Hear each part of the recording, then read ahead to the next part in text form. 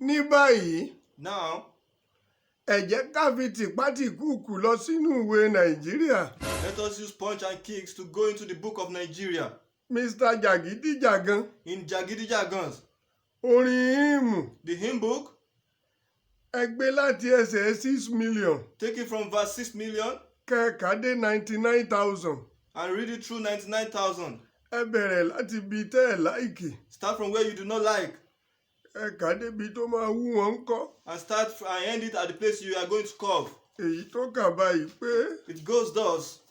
ẹni bá ti pànàkí. Ẹni bá ti pànà òun náà ló máa gbé nàkí pọ̀. Òun náà lápànàkí. Jídé kò sọ́kọ́ sanra. Jídé kò sọ́kọ́ sanra. Ọmọ gbọ̀ngàn ní Latin. Ọmọ gbọ̀ngàn ní Latin. Ẹ jẹ́ ká fojú kókókó. Let us use our eyes kokoko. Ká fi bọ́ sẹ́sẹ̀ kejì. Let us use it to go to the verse 2. Èyí tó kà báyìí pé It goes thus. ọ̀gá Bello ló bí Fẹ́mi. Ọ̀gá Bello bí Fẹ́mi. Wọ́n Ìbàdàn ló ṣùpá. Ọmọ Ìbàdàn ló ṣùpá. Ìgbín ò fẹ́ràn yọ̀. Ìgbín kan kò fẹ́ràn yọ̀. Ọ̀lẹ làwọn ọ̀dọ́. Di yújú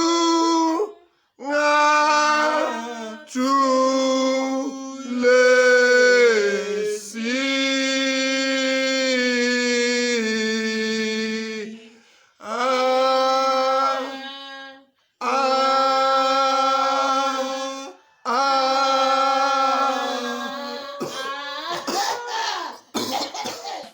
Greet you, our people. A mà kí yín dáadáa. We greet you very well. Alàgbà Sàkété ní orúkọ mi. Alàgbà Sàkété is his name. Aláṣejù bàbá jẹ́ ìrọ́lá. He is Alaseju Tó Babajerola. ń fẹsẹ̀ méjèèjì ta ajá nípa. He used both legs to kick dogs. Àwọn èèyàn ní ọ̀rọ̀ ẹnu mi le díẹ̀. People say his word is very hard. Wọ́n máa ń sọ̀rọ̀ nípa ọ̀rọ̀ ẹnu mi. They talk about his own words. Wọ́n ti gbàgbé pé Ọlọ́run ló rán mi níṣẹ́. They have forgotten that God sent him. Ẹjọ́ ìwàásù ẹ̀fẹ́ ti bẹ̀rẹ̀. Iwasu Efe have started. Níbo lẹ wà? Where are you? Mọ́mì, Mommy, dádì, Daddy, ẹ kúrò ní kitchen. get out of the Ẹ kitchen. máa bọ̀ ní sitting room. Come to the sitting Ẹ room. wá gbọ́ bọ̀bọ̀ aláwàdà yẹn. Come to listen to Baba Èèyàn Alawada. Ọlọ́run tí wọ́n ń pè láláwàdà yẹn. The man of God they call the Ẹ mọ comedian. ní orílẹ̀-èdè yìí. This country, Ọwọ́ ara wa la máa fi túnṣe. we are going to repair it with A our ò own lè hands. dúró dẹ nìkan. We cannot wait for someone. Àṣé àwọn Chinese ló fẹ́ bá wa ṣe ni. Can the Chinese people do it for Ṣé us? Amẹ́ríkà ló fẹ́ bá wa ṣe Can ni. America do it for us? Ṣé British ló fẹ́ bá wa ṣe Can ni. the Britain do it for us? Àwa náà la máa fọwọ́ ara wa tún ara wa ṣe. It is us who are going to repair the thing, the country ourselves. Àwa náà la rọ̀yọ́. We are the people that go to Oyo. Àwa la tọ̀yọ́ bọ̀. We are the people that come from Àwa Oyo. náà ni à ń bẹ nínú ìgò tá a jẹ́ jíìnì. It is us that we are in the bottle that they call gin. Àwa là ń de nǹkan.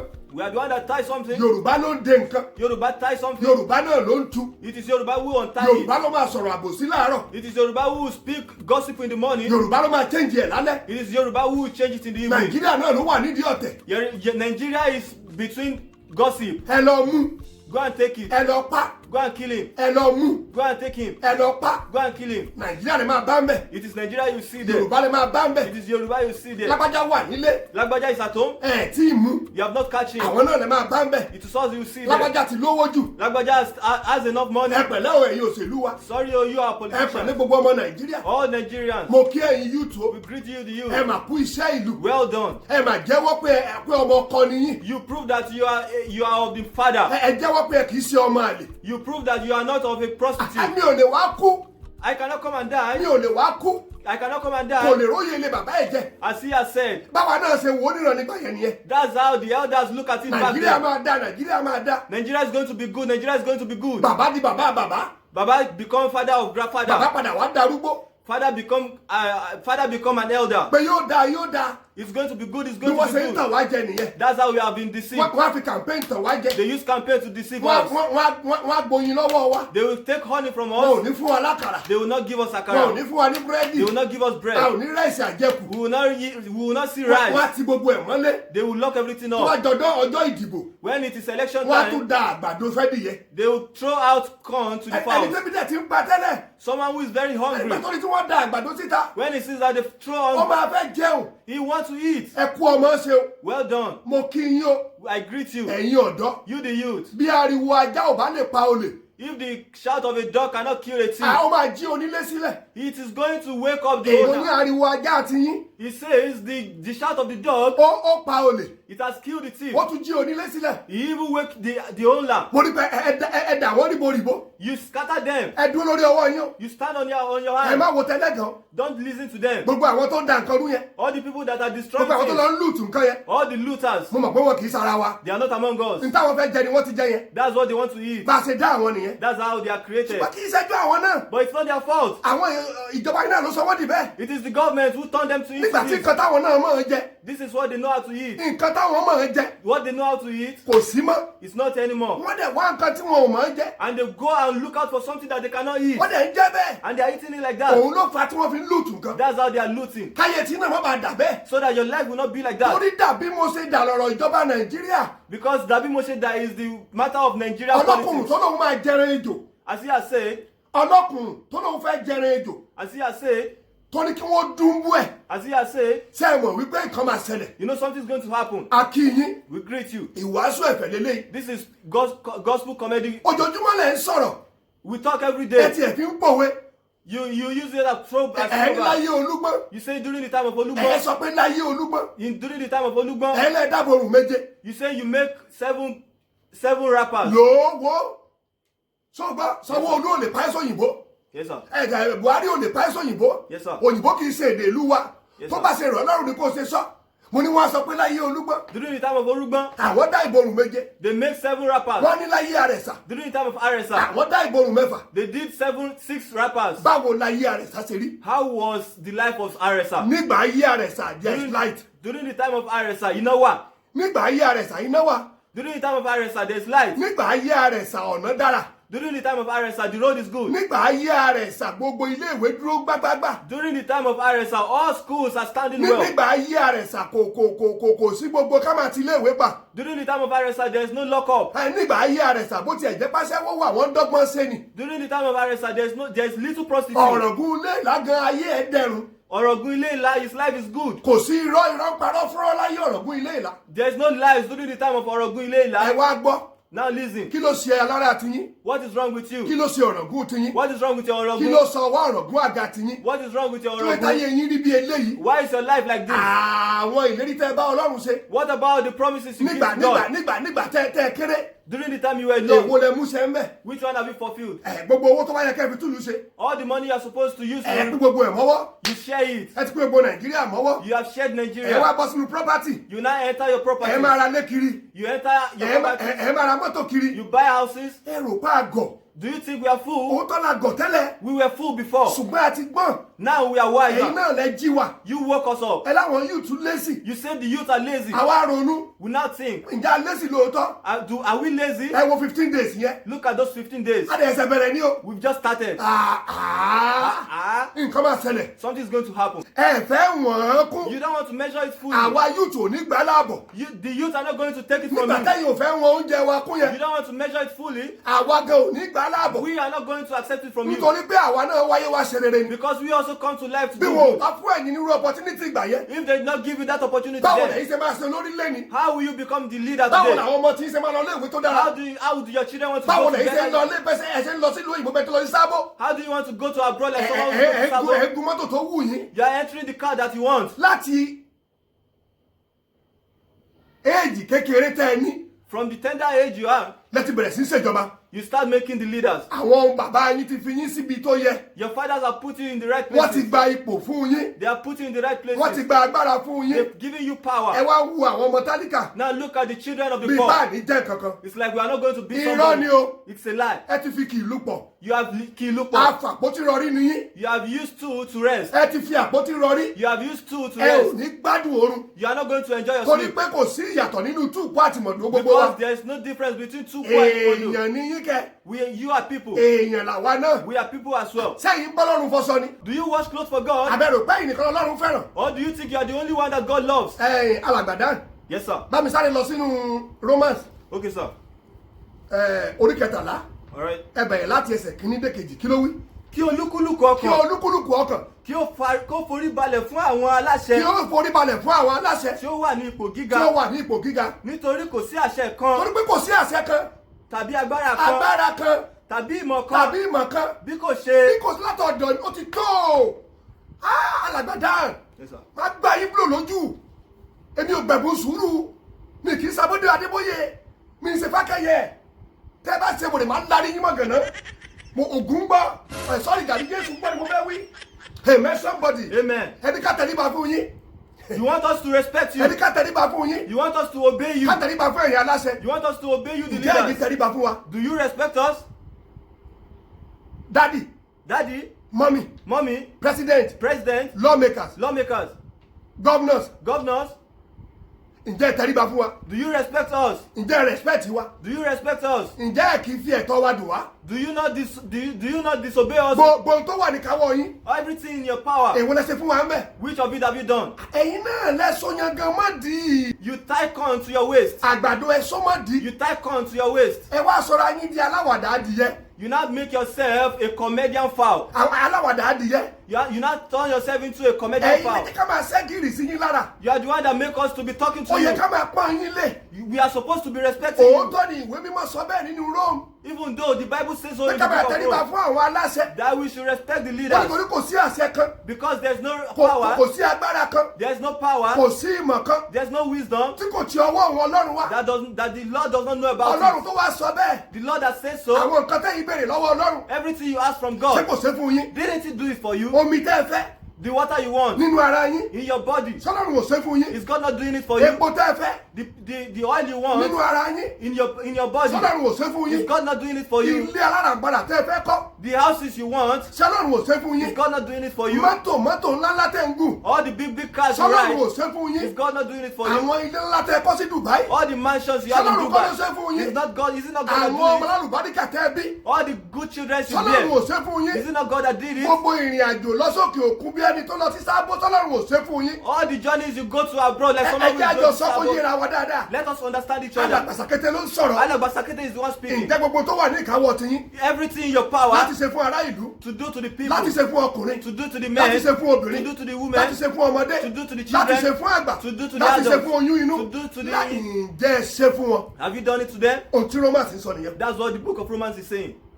Dádì, Daddy, mọ́mì, mommy, bàbá wa Buhari, our father Buhari, gbogbo ẹ̀yin aláṣẹ, all the leaders, ẹ̀ tàn wá. you are deceiving us. Lóòótọ́ gbogbo yín kọ́ lórí bẹ́ẹ̀. It is true that it's not all of you that are like Ṣùgbọ́n this, 70% nínú yín but 70% out of you, ló ya oníjẹkújẹ. it's just gluten. Kí wá ni onígbá lè gbé? What can the owner of Calabash carry? Kí ló onígbá lè gbé? What can the owner of Calabash carry? Tó lè dàbí alápẹ̀rẹ̀. That would be like that of basket. Nígbà tẹ́yìn 70% ò bá dá, When that of 70% is kí ni not good, 30% fẹ́ sọ? what do 30% want to say? Lẹ́nu ìjọ́ mẹ́ta yìí, These days, alàgbàdàn, yes sir, mo lọ sí Sùúrùlérè. he went to Mo Surulere. ti ń gbọ́ nípa chairman níbẹ̀ yẹn. He has been listening to the chairman. Mi ò mọ̀ rí, He doesn't know him. mi ò rí rí. He has not seen him before. Mo fi ọjọ́ tó máa kèmí nìkan nínú sàárè. He is swearing. Ọjọ́ tí mo kọ́kọ́ lọ yẹn, The first day he went, ọjọ́ yẹn ni máa rí. that's the first day he Ṣùgbọ́n saw àwọn him. èèyàn ń ròyìn ẹ̀. But people who used to speak about him, Ní Tajudeen Àjídé. Tajudeen Ajide, Tajudeen Àjídé, Mr. Yomi, Tajudeen Ajide, Mr. Yomi, Yusufu, Yusuf, chairman Sùúrùlérè local chairman government. of Surulere local Ó máa ń government. ṣe dáadáa. He is a good person. Tajudeen Àjídé. Tajudeen Ó Ajide, máa ṣe dáadáa sáwọn èèyàn. he is a good person to people. Èmi ò ń gbọ́rọ̀ òkèrè. He does not hear from afar. Gbogbo ìyẹn ò ń wú mi lórí. He does not ginger Ó lè him. jẹ́ pákéjì. It might be packaging. Ó lè fáwọn èèyàn lówó. It might be Pé kí packaging. wọ́n máa bẹ̀rẹ̀ sí sọ̀rọ̀ ń dáadáa. It might bribe people. Mo wá daṣọ borí lọ́bẹ̀.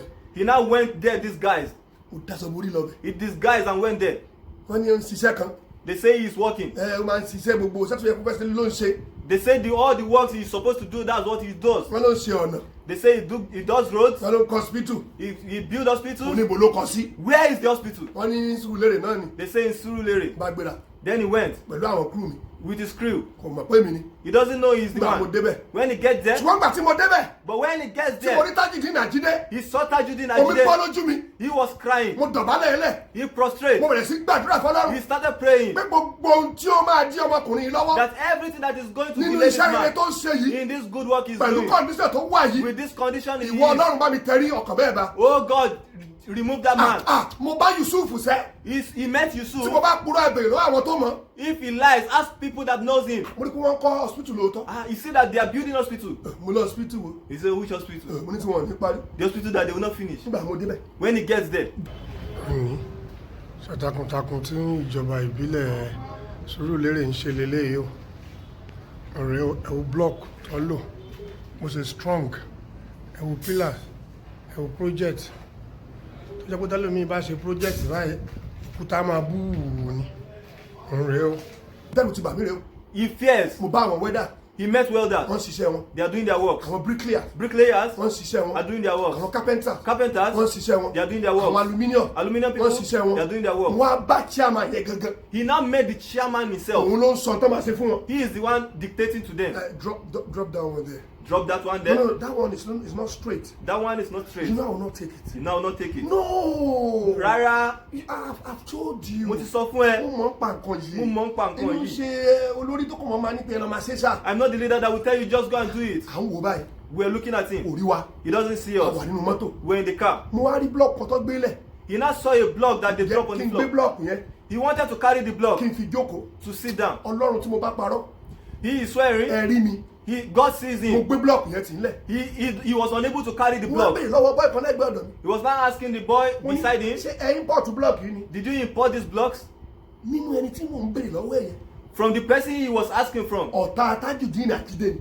He is an enemy to Tajudeen Ajide. ẹ̀kọ́ bó ṣe dá mi lóhùn. Listen to how he responded. àwọn ọ̀gá ká máa yọ fúnra ara wa. He said he is the boss that told us to be removing the block ourselves. wọ́n sọ pé àwọn fẹ́ kí block yẹn wíwo. He said he wants the block to be heavy. ẹ̀yin náà rí pé kò ṣeé gbé ni. Can't you see that the block is very heavy? block ẹyọ kan One block tó yẹ ká fi ya bí 40. that is supposed to make 40 blocks. a kàn waste àpò cement lẹ́ni wa ní kàn fi yọ 10.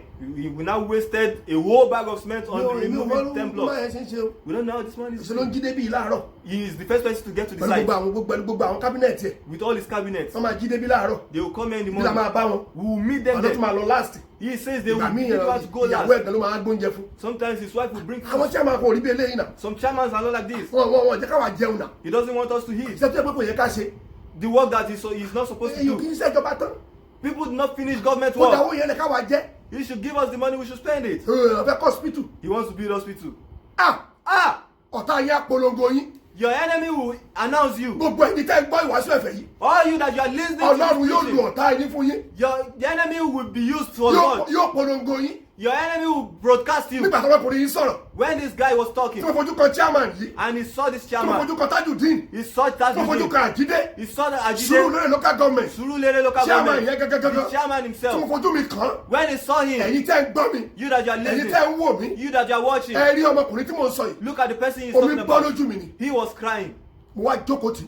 He now sat with kò him. mọ ọ̀rọ̀ ẹni tí mo jẹ́. He doesn't know who he is. aṣọ tí mo wọ̀ jẹ́ kọ́mọ̀. His clothes doesn't make him recognize gbọ́ him. nǹkan tó ń sọ. He was listening to him. n ta bá ṣe léyìí tán. When we finish this, àtúnṣe mi. we will do another mo one. ṣe báwa la ṣe ọ̀nà ibẹ̀ yẹn. Aren't you the one who did that road? bó ṣe lè kókókókó náà lélẹ̀. That's how it was out Ọlọ́run dẹ̀ then. bá wa ṣe. And God helped us. Tajudeen sọ pé Tajudeen said, èmi ò ṣèjọba fún èèyàn. I am not doing government because of mo ń ṣe people. fọ́lọ́run mi. I am doing it for mo fẹ́ God. kí n kọjá ń bí lọ́la. I want to pass through this mo place. fẹ́ káwọn ọmọ mi kọjá ń bí lọ́la. I want my children to mo fẹ́ pass kí through this ìyàwó mi place. kọjá ń bí I lọ́la. want my wife to pass through kí this ni place. wọn dùn sí mi. And they will be happy kí to àwọn me. èèyàn dunnú sí wọn. And people will be kí n happy. lè rìn bó ṣe wù mí. And I will be able to walk as free as I mo want. wá gbà á ládùúrà. He now prays. Tajudeen Ajide yọ̀ mí. Tajudeen Ajide Yomi. Yusuf ni wọ́n ń pè ẹ́ sẹ́. Yusuf is your name. ìwọ ni current chairman Surulere local government. You are the current chairman Surulere local Ọlọ́run government. yóò bẹ parí iṣẹ́ náà. God is going to help you to finish the work. gbogbo àwọn tẹ́ ẹjọ́ ṣiṣẹ́ yẹn náà ni mo rí. All the people that are working with you, you gbogbo saw àwọn them. cabinet yẹn ni mo rí. You saw your gbogbo cabinet. àwọn honourables yẹn ni mo rí. You saw your gbogbo honorable. wọn fọwọ́ sí. Every one of them ìgbà míì a supported. máa bọ́ bá ń bẹ̀. Sometimes we meet ìgbà míì kings. yà á bàjòyè. Sometimes we meet ní the subjects. same site yẹn náà ni. On the same side. wọ́n ń ṣiṣẹ́ yẹn. They are working. bí wọ́n ṣe ń sọ bí kò bá ṣe ti mọ́là ogun fè ìbá wọn bí kò bá ṣe ti Ìgbò ni àwọn tó ń jẹ ìbá dínkù òkìlẹ̀ wí o bí kò bá ṣe ti mọ́là ogun fè ìbá wọn bí kò bá ṣe ti Ìgbò ni àwọn tó ń jẹ ìbá dínkù o. Àjídé o Àjídé. Tajudeen àti gbogbo àwọn kábínẹ̀tì pátápátá and all his cabinet. ẹ ò ní ṣìṣe You shall not ẹ ò mislead. ní dààmú You shall not be Ọlọ́run deceived. yóò dúró tì yín The Lord is going to be Ọlọ́run with you. yóò parí iṣẹ́ yín God is going to be Ọlọ́run with yóò you. fa ìsàn Ọlọ́run kò ní fa ìsàn ṣe yín You shall not be. gbogbo ipòkípò tẹ bá wà tí kò bá tẹ́ yín lọ́rùn Every position you are that you are not satisfied Ọlọ́run with, yóò mú kúrò nínú ayé God ẹ is going to remove it from your life. gbogbo ipò ó ń ta mí ó ń ro mí All the position of yóò weakness wù tó lè wà nínú ayé ẹ in your body, mo pa á láṣẹ He commands it. àmì epo tí wọ́n dà sí mi lórí The àmì òróró tí wọ́n dà sí mi lórí The anointing that they pour on ni him, mo fi pàṣẹ fún Ọlọ́run he used it to command to gbogbo God ìdààmú tó lè wà ní Surulere local government that every disobedient,